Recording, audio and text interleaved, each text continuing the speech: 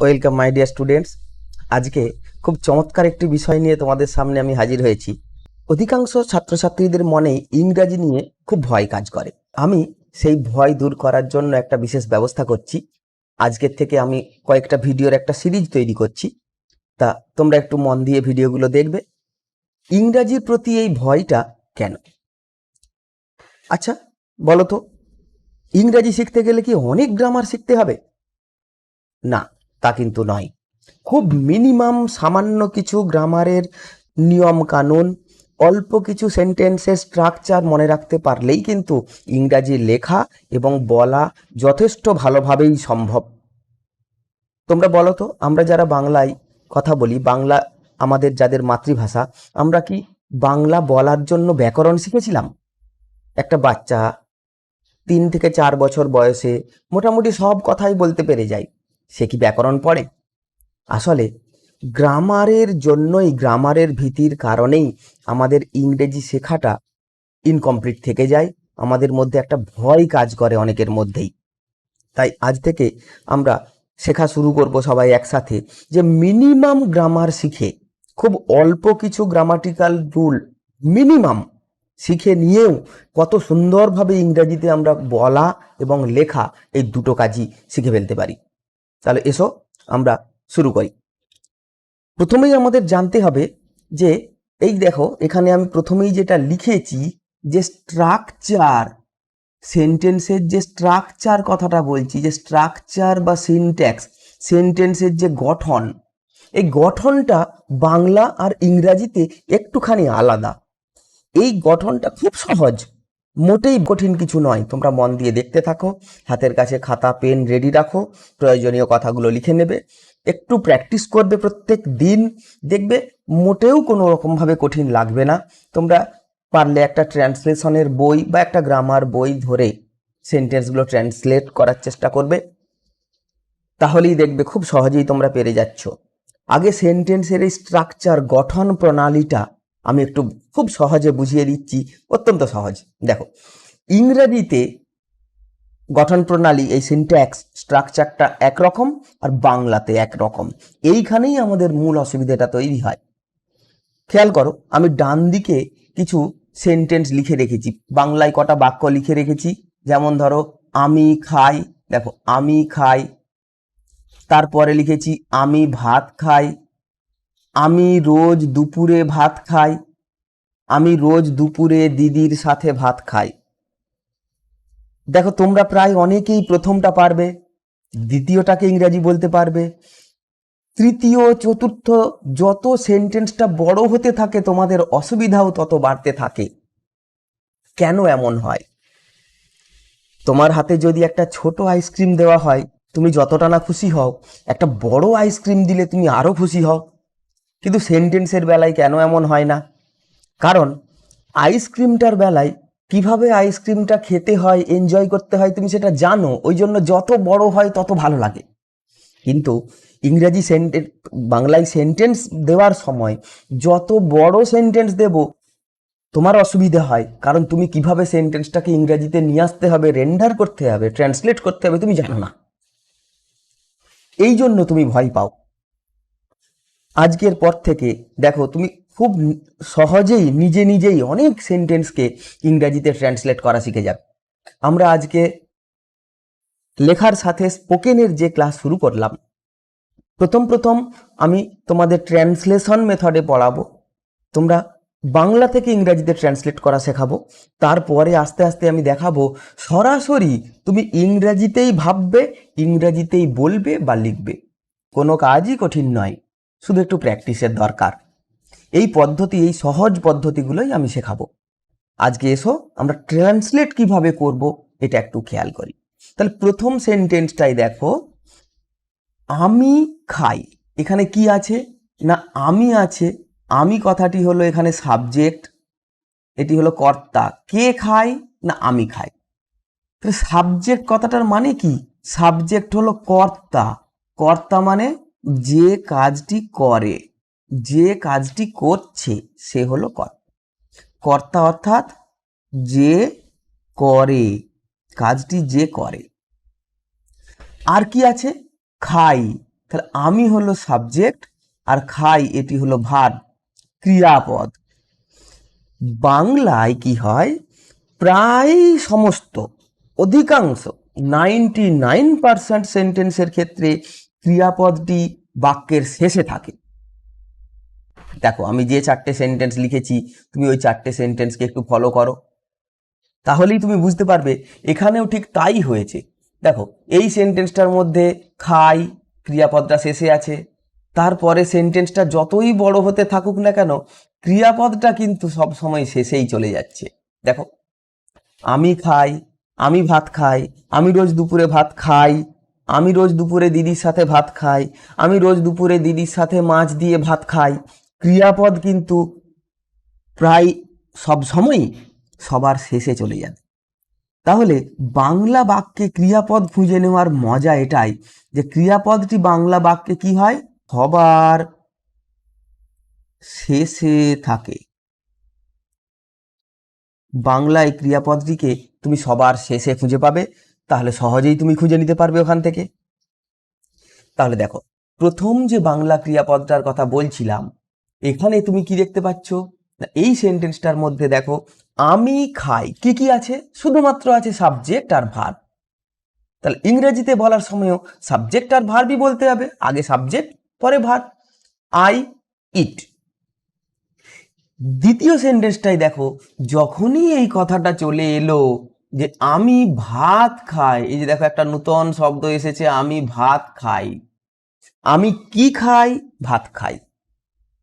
এই যে ক্রিয়াপদটাকে কি বা কাকে দিয়ে প্রশ্ন করলে, মনে রাখবে ক্রিয়াপদটাকে কি বা কাকে দিয়ে প্রশ্ন করলে যে উত্তরটি পাওয়া যায় সেটিকে অবজেক্ট বলি আমরা। ক্রিয়াপদটাকে কি বা কাকে দিয়ে প্রশ্ন করতে হবে, যে উত্তর পাওয়া যাবে সেটি হলো অবজেক্ট। যেমন আরেকটা মুখে মুখে আমি একটা বাংলায় সেন্টেন্স বলছি, তোমরা একটু শোনো। মা আমাকে ভাত দিয়েছিল। তাহলে প্রশ্ন করব এইভাবে যে মা কি দিয়েছিল, এই দেখো প্রথমে কি দিয়ে প্রশ্ন করব, মা কি দিয়েছিল, ভাত দিয়েছিল। তাহলে এটি একটি ভাতটি অবজেক্ট। কাকে দিয়েছিল, আমাকে দিয়েছিল, এটিও একটি অবজেক্ট। কোনো কোনো সেন্টেন্সে এরকম দুটো অবজেক্ট থাকতেই পারে। তাহলে ক্রিয়াপদটাকে কি বা কাকে দিয়ে প্রশ্ন করলেই অবজেক্ট পাবো। তাহলে বাংলাতে কি হলো না, বাংলা সেন্টেন্সটার সময় আমরা প্রথমে কি পেলাম, প্রথমে পেলাম সাবজেক্ট আমি, তারপরে পাচ্ছি ভাত মানে অবজেক্ট, তারপরে পাচ্ছি ভার্ব ক্রিয়াপদ। ইংরেজিতে আবার এমন নয়। ইংরেজির বিষয়টা হলো আমি ভাত খাই, এই যে আমি উপরে লিখেছি বক্সের মধ্যে, খেয়াল করো আমি ভাত খাই, প্রথমে লিখতে হবে সাবজেক্ট, তারপরে লিখতে হবে ভার্ব, শেষে থাকবে অবজেক্ট। তাহলে ইংরেজিতে সাবজেক্টের পরেই ভার্ব, তারপরেই অবজেক্ট। এই কথাটি এইটি খুব ভালো করে তোমাদের মনে রাখতে হবে। ইংরেজিতে প্রথমে সাবজেক্ট, তারপরে ভার্ব, তারপরে অবজেক্ট, কিন্তু বাংলায় প্রথমে সাবজেক্ট, তারপরে অবজেক্ট, শেষে আসে ভার্ব। এইটুকু তফাৎটুকু শুধু সিনট্যাক্সে মনে রাখতে হবে। সেন্টেন্সের স্ট্রাকচারে তোমাদের আমি কথা দিচ্ছি, এর চেয়ে বেশি কিছু প্রথমে মনে রাখার প্রয়োজন নেই। এতেই তুমি কতটা ভালো পারবে শিখতে, আজকে তার একটা পরীক্ষাও হবে। দেখো শুধু তোমাকে সাবজেক্ট ভার্ব অবজেক্ট এই এই পার্টটা, এটাকে বলে কোর পার্ট, সেন্টেন্সের মূল অংশ। এই অংশটা তুমি যদি ঠিক রাখতে পারো আর ভার্বটা যদি টেন্স অনুযায়ী বসাতে পারো, এই টেন্সের আলোচনাটা আমি পরের ক্লাসে করব, তাহলেই তুমি ম্যাক্সিমাম অধিকাংশ সেন্টেন্সকে ইংরেজিতে করতে পারবে। দেখো সেটা আমরা কিভাবে করব একে একে। সব সময় সাবজেক্ট ভার্ব অবজেক্ট অংশটুকু হলো কোর পার্ট। তাহলে সাবজেক্ট প্রথমেই সাধারণত থাকে, কে কাজটা করছে তুমি খুঁজে নিতে পারছো। বাংলাতে ক্রিয়াপদ থাকে সবার শেষে, সেটাকেও তুমি খুঁজে নিতে পারবে। এইবারে অবজেক্টটা সেটি মাঝখানে ঢুকবে। ইংরেজির বেলায় সাবজেক্টের পরে ভার্ব বলবো, তারপরে অবজেক্ট বলবো। আচ্ছা, সেন্টেন্সে এই সাবজেক্ট ভার্ব অবজেক্ট ছাড়াও তো আরো অনেকগুলো কম্পোনেন্ট থাকে। কখনো থাকে অ্যাডজেক্টিভ, কখনো থাকে অ্যাডভার্ব, কখনো অন্য কিছু নাউনও থাকতে পারে। যেমন দেখো দ্বিতীয় সেন্টেন্সটায় তাহলে কি কি রয়েছে। দেখো দ্বিতীয় সেন্টেন্সটায় প্রথমে আছে আমাদের এই সাবজেক্ট, আমি ভাত খাই। তারপরে আছে ভাত, কি খাই? ভাত খাই, অবজেক্ট।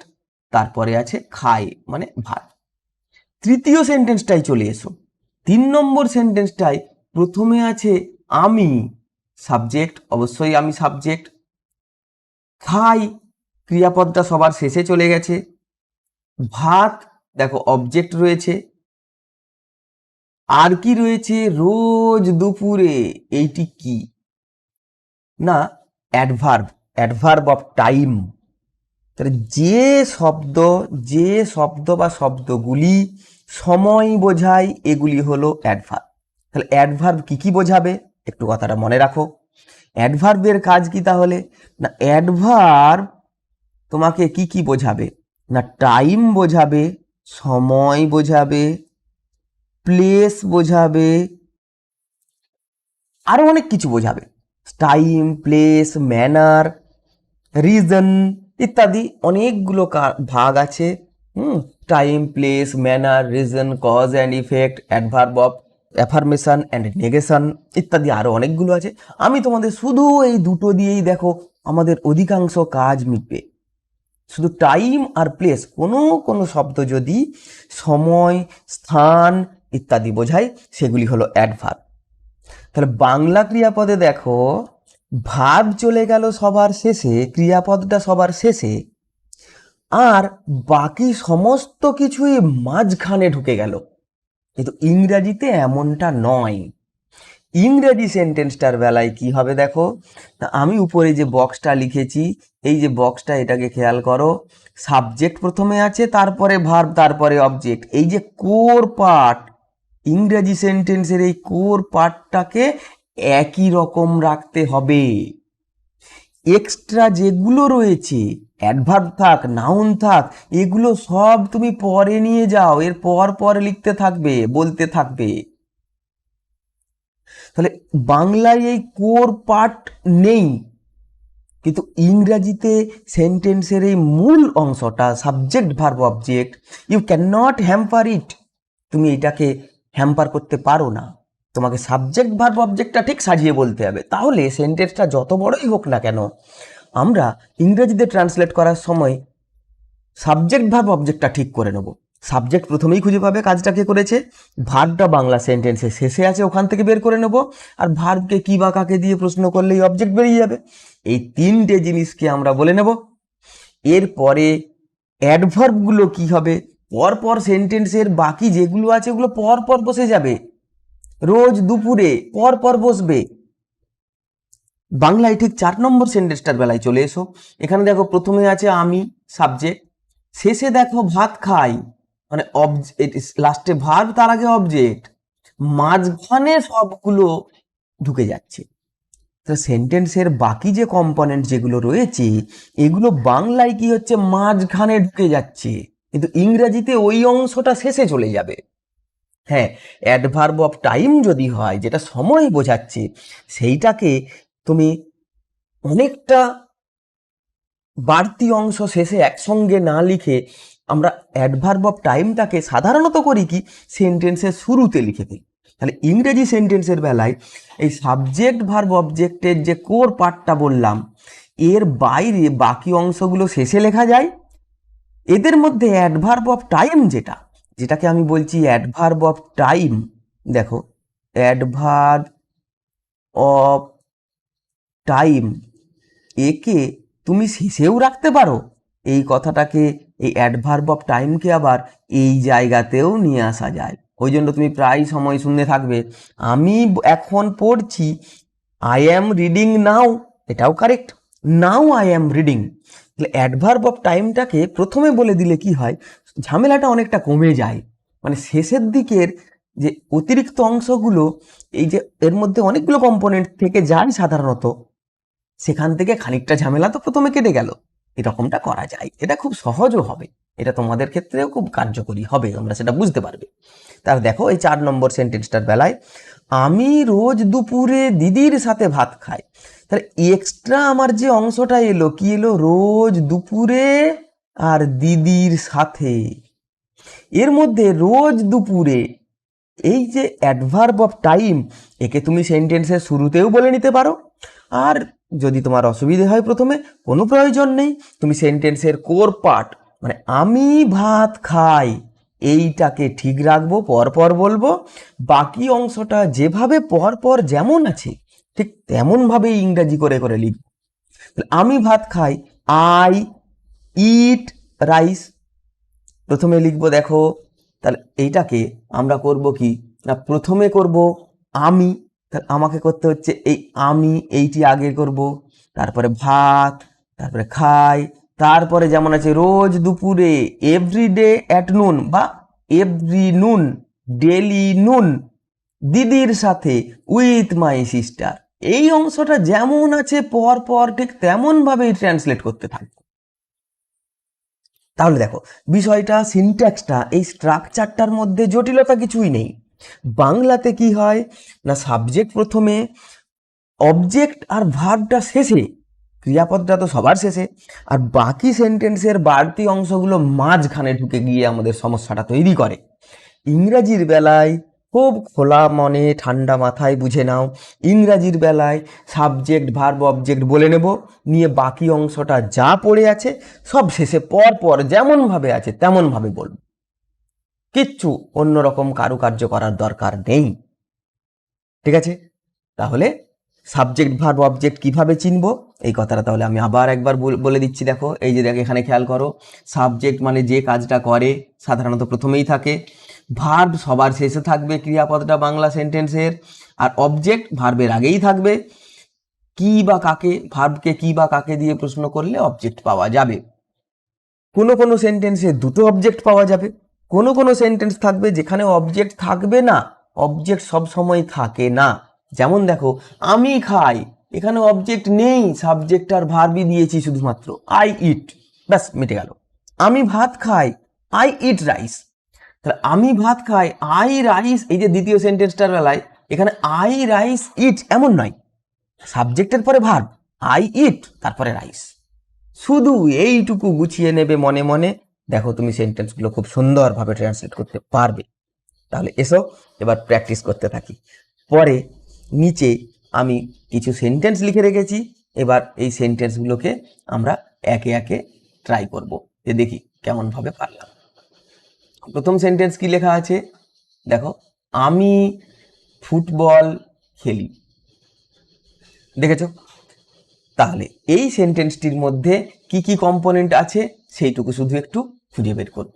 তা এই সেন্টেন্সের মধ্যে আমি, এই হলো সাবজেক্ট, এই হলো ভার্ব সবার শেষে থাকবে বলেছি, কি খেলি, ফুটবল, এই হলো অবজেক্ট।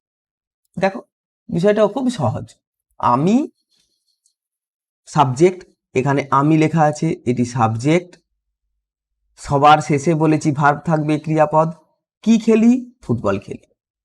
তাহলে ইংরাজিতে, বাংলাতে থাকে এস ও ভি এই স্ট্রাকচারে, আর ইংরাজি করতে হবে কি বলেছিলাম দেখো, সাবজেক্টের পরে বলেছিলাম ভার্ব করতে হবে, সাবজেক্টের পরে ভার্ব লিখতে হবে, তারপরে অবজেক্ট লিখতে হবে। এস ভি ও, এই অংশটা খেয়াল করো, এখানে লেখা আছে এই যে এস ভি ও, এই প্যাটার্নটি আমরা মেনে চলবো, তাহলেই আমাদের হবে। তাহলে সাবজেক্ট অবজেক্ট ভার্ব লেখা আছে, আর ইংরেজিতে ট্রান্সলেট করার সময় আমরা করব কি না, প্রথমে সাবজেক্ট লিখব, আমি, এর ইংরাজি কি বলো, আমি, এর ইংরাজি লিখব আই। এবারে ভার্ব লিখতে হবে খেলি, প্রেজেন্ট টেন্সে আই প্লে, কি খেলি, ফুটবল, শেষে লিখব, হয়ে গেল, আই প্লে ফুটবল। দ্বিতীয় সেন্টেন্সটার বেলায় দেখো, আমি একটু একটু করে সেন্টেন্সগুলো বাড়াচ্ছি, দেখো তারপরেও তোমাদের কোনো অসুবিধা হবে না, কারণ তোমরা সেন্টেন্সের কোর পার্ট যেটা বলেছি সাবজেক্ট ভার্ব অবজেক্ট, জাস্ট ওইটাকে খুঁজে বের করতে পারলেই তোমরা সহজেই পারবে। what you have to do is to find out the core part of the sentence, that is subject verb object. পরের সেন্টেন্সটাই চলে এসো। আমি রোজ বিকালে ফুটবল খেলি, সাবজেক্ট হলো আমি, এটি হলো সাবজেক্ট। খেলি সবার শেষে দেখো চলে যাও, এটি হলো ভার্ব। কি খেলি? Football, object. তাহলে আমরা সবটা একসঙ্গে ট্রান্সলেট না করে এই সাবজেক্ট ভার্ব অবজেক্টটুকুকে আগে লিখে নেব। তাহলে আমি ফুটবল খেলি, আগে সেন্টেন্সেও লিখেছি, লেখো আই প্লে ফুটবল, হয়ে গেল। এইবারে কি পড়ে রয়েছে দেখো না, রোজ বিকালে, রোজ ডেলি মানে প্রতিদিন, এভরিডে বলতে পারো। তাহলে এভরিডে বিকালে, ইন দ্য আফটারনুন, লিখি আগে এইভাবেই লিখি, everyday in the afternoon, in the afternoon. এইবার দেখো এই যে এভরিডে ইন দ্য আফটারনুন লিখলাম, এটা মানেই হলো এভরি আফটারনুন। এটাকে আমরা সংক্ষেপে কি লিখতে পারি? Every afternoon. Everyday in the afternoon মানেই হলো এভরি আফটারনুন। তাহলে দেখো প্রথমে কি করলাম না, সাবজেক্ট ভার্ব অবজেক্ট, বারবার বলছি এই কথাটা, সেন্টেন্সের যে core part subject verb object, এইটাকে ঠিক রেখেছি। রেখে বাকি অংশটা যেটা ছিল রোজ বিকালে, দেখো এক্সট্রা অংশটা, এইটাকে শেষে নিয়ে চলে গেছি। আচ্ছা, আমি আরেকটা কথা তোমাদের কি বলেছিলাম, যে অ্যাডভার্ব অফ টাইম হলে তাকে আমরা সেন্টেন্সের শুরুতেও বসাতে পারি। তাহলে every afternoon I play football, this is also correct. আশা করছি তোমাদের বুঝতে অসুবিধা হচ্ছে না। এবার পরের সেন্টেন্সটাই চলে আসবো। দেখো আবার একটুখানি বেড়েছে সেন্টেন্সটা, আবার একটু বাড়িয়েছি। তো বাড়ছে তো কি হয়েছে, তুমি তো আইসক্রিম যদি খেতে জানো, ছোট আর বড়র তফাৎ কি? যত বড় হবে তত মজা লাগবে। তাহলে এখানেও দেখো প্রথমে ছিল আমি, তাহলে আমি হলো সাবজেক্ট। শুধু এইটা আগে ফাইন্ড আউট করে নিচ্ছি, ভালো করে খেয়াল করো কিভাবে আমি সেন্টেন্সটাকে মানে অল্প অল্প করে আগাচ্ছি কিভাবে। প্রথমেই পুরোটাকে ইংরেজি এরকম করছি না, দেখো সাবজেক্ট ভার্ব অবজেক্ট কোর পার্টটাকে প্রথমেই খুঁজে বের করব। আই খেলি, এটি হলো ভার্ব। কি খেলি? Football, object. এই অংশটাকে আগে নিয়ে আসবো, ঠিক আছে? এর বাইরে আমার আর কি কি রয়েছে একটুখানি দেখে নাও। রোজ বিকালে, এইটি হলো আমার অ্যাডভার্ব অফ টাইম, একে আমি প্রথমেও লিখতে পারি, শেষেও লিখতে পারি। মাঠে, কোথায়? মাঠে, দেখো আমি বলেছিলাম প্লেস বোঝাবে, যেটা যেটা সময় বোঝাবে সেটিও অ্যাডভার্ব, অ্যাডভার্ব অফ প্লেস, মাঠে। আর কি রয়েছে? বন্ধুদের সাথে, আবার কোনো নাউন থাকতে পারে, ওইগুলো যেমন আছে পর পর বসিয়ে দাও। তাহলে আস্তে আস্তে যদি তোমরা এই অভ্যাসটা করো যে অ্যাডভার্ব অফ টাইম সময় যেটা বোঝাচ্ছে ওকে শুরুতে লিখবো, তাহলে কি হবে, শেষের দিকে অনেকগুলো লেখার ঝামেলাটা একটু কমে যায়, শেষের দিকের লোডটা একটু হালকা হয়। তাহলে এইভাবে একটা লিখে দেখি না কেমন হয়। প্রথমে যদি আমরা এমন করি, এই সেন্টেন্সটাকে লেখার সময় আমরা যদি ঠিক এইভাবে অ্যাডভার্ব অফ টাইমকে যদি প্রথমে নিই, তাহলে দেখো আমরা এটাকে যদি এইভাবে লিখি, এভরি আফটারনুন, প্রথমে লিখি এভরি আফটারনুন। এবারে subject verb object, I play football, এটি হলো মোস্ট ইম্পর্টেন্ট জিনিস। I play football. এইবার কি পড়ে রয়েছে? মাঠে, লিখবো মাঠের ইংরেজি কি? ইন দা মাঠ নয়, মাঠের ইংরেজি ফিল্ড। মাঠে একটা একার, এ বিভক্তি যোগ করা আছে, তাহলে এর জন্য কি কি লিখবো? In the field. হলো বন্ধুদের সাথে, উইথ মাই ফ্রেন্ডস। দেখো বাংলায় হয় কি না, বন্ধুদের সাথে, এই যে সাথে অব্যয় পদটা, এই প্রিপোজিশনটা এটা শেষে থাকে, আর ইংরেজিতে প্রিপোজিশনটা আগে লিখতে হয়। বাংলা ইংরাজির এইটুকু তফাৎ আছে, ইংরাজির সময় এই সাথে কথাটা আগে চলে যাবে। এই যে মাঠে এর সঙ্গে যে এ বিভক্তি দেওয়া ছিল, ইংরাজিতে ওই বিভক্তিটা আগে চলে যাবে, ইংরেজিতে এইটুকু হবে। বন্ধুদের সাথে, ফ্রেন্ডস উইথ এমন নয়, with my friends. In the field, এবার কি লিখবো তাহলে বলো? With my friends, with my friends. দেখো তাহলে কি সুন্দর, সহজেই করা গেল। অসুবিধের কি হয়েছে? আমরা তো প্রথমে কোর পার্টটাকে ঠিক রেখেছি। কোর পার্ট সেন্টেন্সের মূল অংশ যেটা, স্ট্রাকচারটা, সাবজেক্ট ভার্ব অবজেক্ট, এইটিকে ঠিক রেখেছি, রেখে পর পর লিখে ফেলেছি। একটুখানি করলাম না, জাস্ট শুধু অ্যাডভার্ব অফ টাইমটাকে আগে নিয়ে এসেছি। নিয়ে আসতেই হবে এমন কোনো ব্যাপার নেই, তুমি যদি নিয়ে আসতে না চাও আনবে না, পর পর যেমন ছিল লিখবে। তাহলে সেন্টেন্সটা কি হতো? I play football every afternoon in the filled with my friends. কোনো ব্যাপারই নয়। এই যে তিনটে এক্সট্রা যে অংশগুলো ছিল, অ্যাডভার্বগুলো, এগুলো যদি একটা আগে পরে লিখে ফেলো, তুমি ইংরাজি বলার সময় তো আর সব সময় মুখস্থ করে বলছো না, তুমি বলার সময় তোমার একটা আগে পরে হয়ে গেল, কিছুই হবে না। তুমি এমন বলতেই পারো, I play football in the field every afternoon with my friends. I play football with my friends in the field every afternoon. এগুলো আগে পরে হয়ে গেলে খুব একটা সমস্যা তৈরি করে না, কোনো সমস্যা তৈরি করবে না। তোমরা এভাবেই বলো। তোমরা তাহলে সাবজেক্ট ভার্ব অবজেক্ট এই কোর পার্টটাকে আগে খুঁজে বের করে নেবে।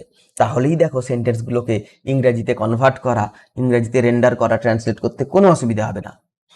পরের সেন্টেন্সে এবার চলে আসি। তুমি বাজারে মাছ কিনতে গিয়েছিলে। আবার দেখো, ভার্ব ক্রিয়াপদ মানেই শেষে, সাবজেক্ট এই হলো। কি গিয়েছিলে, এই প্রশ্নটা মিনিংলেস, এর কোনো অর্থই হয় না, তার মানে অবজেক্ট নেই। কাকে গিয়েছিলে, এই প্রশ্নটারও কোনো মানে নেই, কোনো উত্তর নেই, তার মানে এই সেন্টেন্সটাই কোনো অবজেক্ট নেই। তাহলে এই সেন্টেন্সটার মধ্যে আছে কি না, এই সেন্টেন্সটার মধ্যে আছে শুধু সাবজেক্ট আছে। এখানে সাবজেক্ট আছে, দেখো তুমি, এটি হলো সাবজেক্ট, আর গিয়েছিলে এই হলো ভার্ব।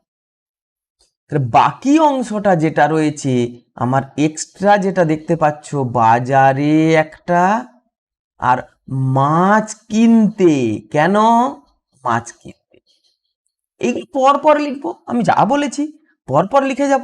আগে সাবজেক্ট ভার্ব অবজেক্টের পার্টটা, কোর পার্টটা ঠিক করে নিতে হবে। এখানে অবজেক্ট নেই, তাহলে কোর পার্ট কে তৈরি করবে, মূল অংশটা কে তৈরি করবে? সাবজেক্ট আর ভার্ব আছে। দেখো প্রথমে তুমি গিয়েছিলে, তাহলে কি লিখবো? ইউ গিয়েছিলে, পাস্ট টেন্স, গো এর পাস্ট টেন্স, ইউ ওয়েন্ট। এই টেন্সটা নিয়ে আমরা পরের ক্লাসে আলোচনা করব। ইউ ওয়েন্ট, ব্যাস আমাদের কোর পার্ট, মূল অংশটা হয়ে গেল। এবার দেখো বাজারে একার একটা বিভক্তি দেওয়া আছে, তাহলে you went to market, you went to market, বাজারে মাছ কিনতে। দেখো এই অংশটাই দেখো, কেনা তো একটা ভার্ব, কি কিনতে, মাছ কিনতে। তাহলে এই অংশটার মধ্যে এই যে মাছ কিনতে, এই অংশটা খেয়াল করলে বুঝতে পারবে এর মধ্যে একটা ভার্ব লুকিয়ে আছে, আবার তার অবজেক্ট আছে।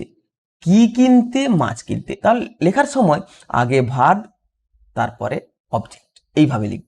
মাছ কিনতে, তাহলে কি লিখবো বলো? কিনতে, তাহলে এটি আগে লিখতে হবে, টু বাই ফিশ, হয়ে গেল। তাহলে তুমি মাছ কিনতে বাজারে গিয়েছিলে, বা তুমি বাজারে মাছ কিনতে গিয়েছিলে, তা তুমি গিয়েছিলে। সেন্টেন্সটার মধ্যে কোর পার্ট হলো ইউ ওয়েন্ট, বাকি অংশটা পর পর লিখেছি, টু মার্কেট, মাছ কিনতে, to buy fish, you went to market to buy fish. এইভাবে দেখো সেন্টেন্সগুলোকে কনভার্ট করা, ট্রান্সলেট করা, মুখে বলা বা লেখা কোনোটাতেই অসুবিধা হওয়ার কথা নয়। কোর পার্ট ঠিক রাখতে হবে, সাবজেক্ট ভার্ব অবজেক্ট। এবার পরের সেন্টেন্সে চলে এসো। আমি এখন ইংরাজি পড়ছি, আমি এখন ইংরাজি পড়ছি। তাহলে এই সেন্টেন্সটির মধ্যে দেখো আবার পড়ছি ক্রিয়াপদ, কে পড়ছে? আমি, সাবজেক্ট, কি পড়ছি? ইংরাজি। আর কি রয়েছে? এখন, সময় বোঝাচ্ছে, অ্যাডভার্ব অফ টাইম। তাহলে একে তুমি প্রথমে বলতেও পারো। প্রথমে বললে খুব সুবিধে অসুবিধে এমন কিছুই নয়, তোমার যা ইচ্ছে তুমি বলতে পারো। যখন অনেকটা সেন্টেন্সটা বড় হবে তখন আমরা সাধারণত অ্যাডভার্ব অফ টাইমটাকে শুরুতে বলে শেষের দিকে লোডটা একটু কমিয়ে দিই। তাহলে এই ক্ষেত্রে আমরা দেখতে পাচ্ছি, দেখো আমি, এই হলো সাবজেক্ট, কোর পার্ট খুঁজে বের করতে হবে। এই এখন এটি তো অ্যাডভার্ব বললাম, পড়ছি ভার্ব, কি পড়ছি ইংরাজি, এই হলো। লেখার সময় তুমি যদি এটা শেখো যে অ্যাডভার্ব অফ টাইমকে আগে বলে নেব, তাহলে এখানে আমরা বলবো নাও আই সাবজেক্ট, পড়ছি কন্টিনিউয়াস টেন্স, ওই জন্য আই এম রিডিং। পড়ছি ইংরাজি আই এম রিডিং। এটি পড়ছি একটা বি ভার্ব লিখে ভার্বের আইএনজি লিখতে হয়, এই টেন্স নিয়ে পরে আলোচনা করব। পড়ছি, কি পড়ছি অবজেক্ট লিখতে হবে ইংরাজি, তার মানে ইংলিশ।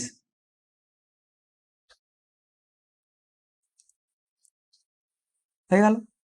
অ্যাডভার্ব অফ টাইম তো প্রথমেই লিখে ফেলেছি, তাই সেন্টেন্সের আমার কোর পার্ট কোনটা, আই এম রিডিং ইংলিশ, এটি হলো সেন্টেন্সের মূল অংশ। দেখো সাবজেক্ট প্রথমে, ভার্ব তারপরে, অবজেক্ট শেষে। আর অ্যাডভার্ব অফ টাইমটা এখানে বলেছি, শেষেও তুমি বলতে পারতে, কোনো অসুবিধা নেই। পরের কোয়েশ্চেনে চলে এসো। ছেলেরা গতকাল দোকান থেকে একটা ব্যাট কিনেছিল। সেন্টেন্সটা বড়, দেখে ঘাবড়ে যাওয়ার কোনো কারণ নেই। বড় তো কি হয়েছে, আমার প্রথমে বের করব সাবজেক্ট ছেলেরা, ভার্ব কি কিনেছিল, তার সাবজেক্ট ভার্ব, কি কিনেছিল না একটা ব্যাট, শুধু ব্যাট নয় একটা ব্যাট, এটি মনে রাখতে হবে, একটা ব্যাট। এই যে অবজেক্ট, অবজেক্ট সাধারণত নাউন হয় বা প্রোনাউন হয়, এ কখনো কখনো নাউনটা একটা আর্টিকেল নিতেও পারে। সাবজেক্ট শেষে হলো ক্রিয়াপদ ভার্ব, কি কিনেছিল একটা ব্যাট। যদি তুমি ব্যাট বলো একটা শব্দটা বাদ থেকে যাবে, না ওরকম নয়। কি কিনেছিল, যতটা কি বা কাকে দিয়ে প্রশ্ন করলে যতটা উত্তর আসবে সবটাই অবজেক্ট। একটা ব্যাট কিনেছিল, এই হলো সাবজেক্ট ভার্ব অবজেক্টের আমার। এবারে দেখো কি আছে, গতকাল অ্যাডভার্ব অফ টাইম আছে, আর দোকান থেকে, তুমি তাহলে অ্যাডভার্ব অফ টাইমটা কি আগে লিখবো, নাও লিখতে পারো। তাহলে ইয়েস্টারডে,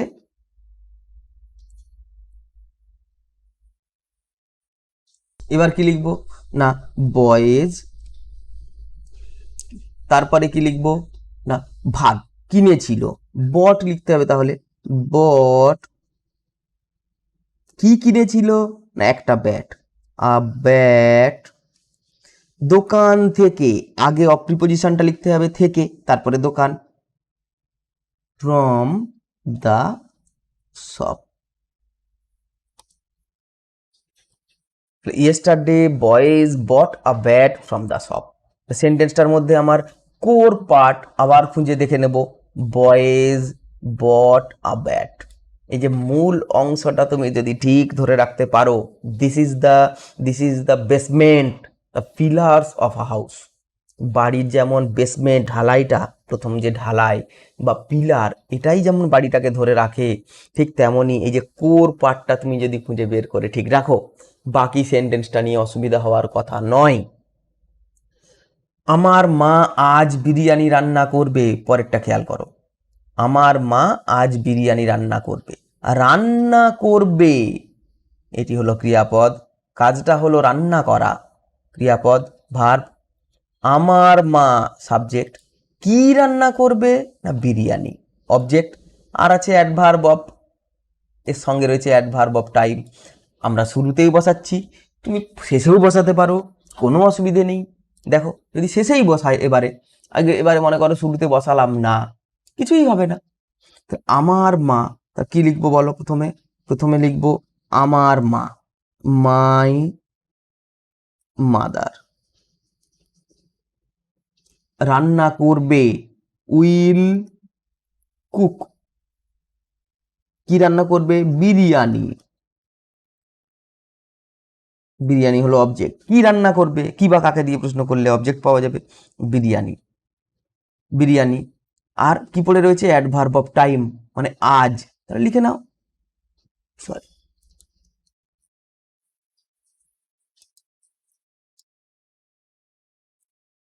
তো পড়ে রয়েছে কি না অ্যাডভার্ব অফ টাইম, এটাকে তারা লিখে নাও টুডে। ব্যাস হয়ে গেল। আবার দেখো বারবার আমি যেটাকে হাইলাইট করছি যে সেন্টেন্সের কোর পার্ট, এর মধ্যে কি আছে my mother subject, will cook verb, আর বিরিয়ানি অবজেক্ট।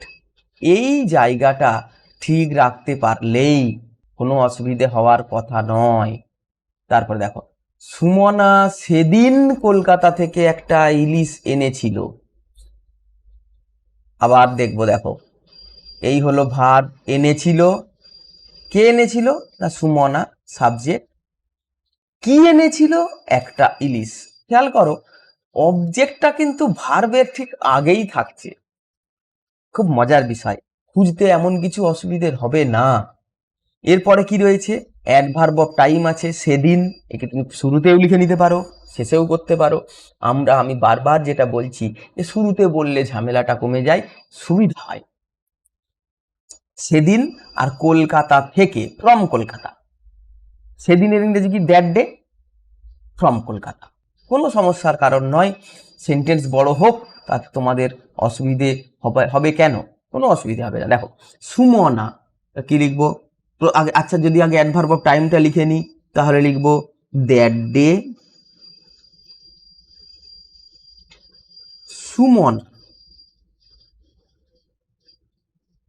সুমনা ভার্ব লিখতে হবে এনেছিল, আনার ইংরাজি কি ব্রিং, তার পাস্ট টেন্স ব্রট, BROUGHT ব্রট, একটা ইলিশ হিলসা, ফ্রম কলকাতা। কি পড়ে রয়েছে তাহলে ফ্রম কলকাতা, এই তো হয়ে গেল। সেন্টেন্সের কোর পার্টটা দেখে নেবো শুধু। দেখো সুমনা ব্রট আ হিলসা, তাহলে বাকি যে অ্যাডভার্ব গুলো পড়েছিল কলকাতা থেকে, ফ্রম কলকাতা, শেষে লিখেছি দ্যাট ডে, সেটা শেষে এখানেও লিখতে পারতাম that day Sumana ব্রট a hilsa from Kolkata. আবার পরেরটাই চলে যাই, অরিত্র রোজ সকালে বাবার সাথে কফি খেতে ভালোবাসে। কে না অরিত্র, ভার্ব কি ক্রিয়াপদ ভালোবাসে, কি ভালোবাসে কফি খেতে, কফি খেতে অবজেক্ট। এবারে তার বাদে কি আছে রোজ সকালে অ্যাডভার্ব অফ টাইম আছে, আর বাবার সাথে এক্সট্রা একটা নাউন আছে। তো আমরা কি করব না প্রথমেই বলো, প্রথমে অ্যাডভার্ব অফ টাইমটাকে যদি তোমরা বলো লিখে নিতে তাহলে তাই হোক, অ্যাডভার্ব অফ টাইমটা তাহলে প্রথমে লিখে নিই না। অ্যাডভার্ব অফ রোজ সকালে, every day in the morning, ছোট করে বললে হবে every morning, every morning. Aritra, Aritra ভালোবাসে, লাভস কফি খেতে। আগে ওই অংশটাতে দেখো কফি খেতে অবজেক্ট, ওর মধ্যে আবার একটা ভার্ব লুকিয়ে আছে খাওয়া, কি খেতে কফি খেতে, ওর মধ্যে আবার ভার্ব অবজেক্ট আছে। যখনই ভার্ব বলবো লুকানো ভার্বগুলো যদি বলি অবজেক্টটা ঠিক তারপরেই বলে নিতে হবে, তো ভার্বের গায়েই অবজেক্ট রাখতে হবে। কফি খেতে, two drink coffee, drink coffee. এবার কি পড়ে রইল বাবার সাথে, তাহলে লিখি উইথ হিজ ফাদার। দেখো এভরি মর্নিং অ্যাডভার্বটা লিখে নিয়েছি আগে, তাহলে আমার কোর পার্টটা কি রইল না আমার কোর পার্টটা হলো Aritra loves to drink coffee, subject Aritra, এর মধ্যে আছে অরিত্র এই হলো সাবজেক্ট, লাভস এই হলো ভার্ব, অবজেক্ট কি না টু ড্রিঙ্ক কফি অবজেক্ট। বাকি অংশটা পরপর বলেছি, তুমি এমনও বলতে পারতে Aritra loves to drink coffee everyday in the morning with his father, বা every morning with his father, এটাকে শেষেও নিয়ে যেতে পারতাম। বললাম তো অ্যাডভার্বগুলো নিয়ে অত সমস্যা নেই, ওগুলো আগে বসে, পরেও শেষেও চলে যেতে পারে। অ্যাডভার্ব অফ টাইম তো শুরুতেও বসে শেষেও বসে। শুধুমাত্র কোর পার্টটা ধরলেই দেখো আমাদের শেখাটা কত সহজ হয়ে যাচ্ছে, সেন্টেন্সগুলো বড্ড সহজ লাগবে। পরেরটাতে দেখো, সোহিনী হলো সাবজেক্ট, ভার্ব কি না দিয়েছিল, শেষে থাকবে বলেছি বাংলা ক্রিয়াপদে, এটি ভার্ব। কি দিয়েছিল? একটা চিঠি, আ লেটার হলো। অ্যাডভার্ব অফ টাইম আছে গত মাসে, লাস্ট মান্থ, এটা তুমি শেষেও বলতে পারো শুরুতেও বলতে পারো। একটা চিঠি দিয়েছিল। আর কি রয়েছে দেখো, আমাকে, এটাও অবজেক্ট। দিয়েছিল, ভার্বটাকে কি বা কাকে দিয়ে প্রশ্ন করলে অবজেক্ট বেরোবে। কি দিয়েছিল? একটা চিঠি। কাকে দিয়েছিল? আমাকে। তার মানে এই সেন্টেন্সটাই খেয়াল করো, এখানে এটাও একটা অবজেক্ট, এটাও একটা অবজেক্ট, দুটো অবজেক্ট আছে। সোহিনী গত মাসে আমাকে একটা চিঠি দিয়েছিল, এখানে আমাকে, এইটিও যেমন একটা অবজেক্ট, একটা চিঠি এটাও একটা অবজেক্ট। তাহলে যদি দুটো অবজেক্ট কখনো দেওয়া থাকে তখন আমাদের কি করতে হবে? দুটো অবজেক্ট দেওয়া থাকলে প্রথমে যেটা মানুষ ব্যক্তিকে বোঝাচ্ছে বাংলায় ঠিক যেমন আছে তেমনই লিখবে, অন্যভাবে সাজাবে না। এখানে বাংলাতে সাজানোই থাকবে, তোমাকে কিচ্ছু করতে হবে না। এখানে দুটো অবজেক্ট পর পর যেমন আছে তুমি তেমন লিখবে, তাহলে মিটে যাবে। তাহলে গত মাসে অ্যাডভার্বটাকে দিয়ে শুরু করে দিই, তাহলে লিখি last month, last month, subject লিখব সোহিনী দিয়েছিল, গেভ, আমাকে, দুটো অবজেক্ট যখন লিখছি পর পর যেমন আছে লিখব, মি আ লেটার, হয়ে গেল। Last month Sohini gave me a letter, last month Sohini gave me a letter. এইবারে যদি দেখো গত মাসে, একটা মাসে একটা বিভক্তি যোগ করা ছিল তো, এ বিভক্তি, ইন দ্য লাস্ট মান্থ, যদি তুমি শেষে বলো তাহলে ইন দ্য লাস্ট মান্থ বলতে পারো। এইবার সেন্টেন্সের কোর পার্ট কি না Sohini gave me a letter. তাহলে দেখো আমি তোমাদের যেটা বোঝাতে চাইলাম, শুধুমাত্র সাবজেক্ট ভার্ব অবজেক্ট সেন্টেন্সের কোর পার্ট সাজিয়ে নিতে পারলেই সেন্টেন্স ছোট হোক বড় হোক কোনো অসুবিধে নেই। বাকি অংশগুলোকে নিয়ে তুমি অত মাথা ঘামাবে না, বাকি অংশটা তোমার বাংলা ভাব, তোমার ভেবে নেওয়া সেন্টেন্সটার মধ্যে যেভাবে আছে পর পর বলে যাবে, কোনো অসুবিধে নেই। শুধুমাত্র স্কোর পার্টটা তুমি ঠিক করে নাও, দেখো তোমার কাছে ইংরাজি শেখাটা, বড় বড় সেন্টেন্সকে ট্রান্সলেট করাটা কত সহজ হয়ে গেছে। যদি তোমাদের কোনো প্রশ্ন থাকে এ নিয়ে, আর কিছু জানার প্রশ্ন থাকে, তাহলে আমাকে কমেন্ট বক্সে লিখে জানাবে, আমি অবশ্যই উত্তর দেবো তোমাদের। প্রয়োজনে এটা নিয়ে আরও ইলাবোরেটলি যদি কোনো ডিসকাশন আলোচনার প্রয়োজন হয় আবার একটা আমি ভিডিও করে তোমাদের বুঝিয়ে দেব। আর এই ভিডিওটি তোমাদের কোনো কাজে লাগলে এটা বন্ধুদের মধ্যে শেয়ার করো, সবাইকে তোমার বন্ধুদের একটু জানিয়ে দেবে, তাতে আমারও তোমাদের প্রতি এই ভিডিও তৈরি করার একটা উৎসাহ বাড়বে। আর তোমরা অবশ্যই ভিডিওটি বারবার দেখবে, প্রয়োজনে খাতায় লিখে নেবে, প্র্যাকটিস করতে থাকবে রোজ। দেখো অল্প কয়েক দিনের মধ্যে, এক সপ্তাহের মধ্যে তোমাদের ইংরাজি নিয়ে অনেক কনফিডেন্স আসবে, অনেক সুন্দরভাবে তোমরা লিখতে পারবে। আজকের ভিডিও এখানেই শেষ করলাম, আবার পরের ভিডিওতে দেখা হবে।